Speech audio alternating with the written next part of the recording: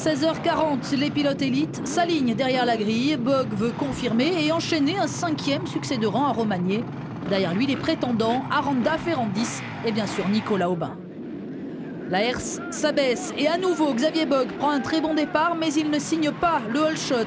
Dylan Ferrandis a grillé la priorité au champion de France. 2 heures après son premier podium, le jeune pilote est en tête de la deuxième manche. Rapidement, Xavier Boog remet toutefois de l'ordre et reprend la tête.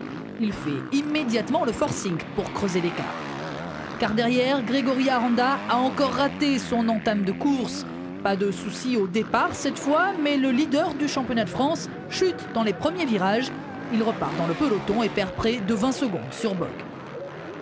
En attendant le retour d'Aranda aux avant-postes, le bal des prétendants se poursuit. David Adam confirme sa belle première manche. Il est 3e, talonné par un surprenant Romain Jacquiot et Vongtsana Kunsit.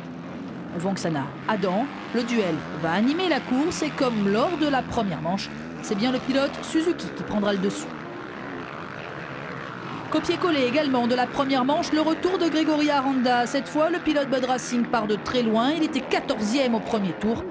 Il avale un par un ses adversaires et à mi-course dépasse Vongtsana Kunsit pour s'emparer de la 3e place. Nicolas Aubin, lui, a disparu de la tête de course. Un très mauvais départ suivi d'une course galère. Il oscille entre la 20e et la 25e place avant de retrouver du rythme pour finalement terminer 13e, 4e seulement dans sa catégorie à Mix 2.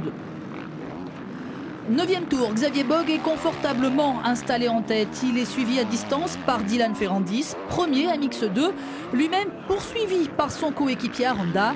Les positions restent figées, à peine l'écart bouge-t-il de quelques secondes au fil des attardés dépassés par les 3 hommes.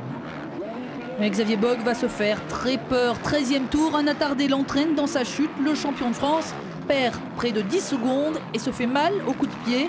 Il voit fondre sur lui Dylan Ferrandis et Grégory Aranda. Boog réussit à se reconcentrer à temps pour stopper l'hémorragie et il finit par s'imposer devant les 2 pilotes Bud Racing. Triplé Kawa donc à nouveau, comme à Sommières, Boog est épuisé après sa course et il est légèrement blessé au pied. Rien de grave, heureusement, il reste maître à Romagné, mais sans forcément être satisfait de sa prestation. La FFM est parmi nous, 4e, bien sûr, partenaire du constructeur champion de France Elite, ainsi que Yamaha et la FFM fédération. Je pense que c'est rien de grave, sinon j'aurais pas pu repartir. Après, c'est une bonne chose à regagner 2 manches, même si j'ai pas roulé comme je l'aurais souhaité. Mais l'essentiel, c'est de marquer 2 fois 25 points et voilà. Lui est un homme heureux. Premier podium et même première victoire de sa carrière pour Dylan Ferrandis en MX2. Je pensais faire des top 10 ou des top 15 vu qu'à Sommières c'est pas bien passé et j'arrive, je joue le podium donc c'est top, vraiment super journée. Ça faisait bizarre de se bagarrer avec Boog, Aranda, des mecs qui roulent en GP et qui font quand même des bonnes choses quoi.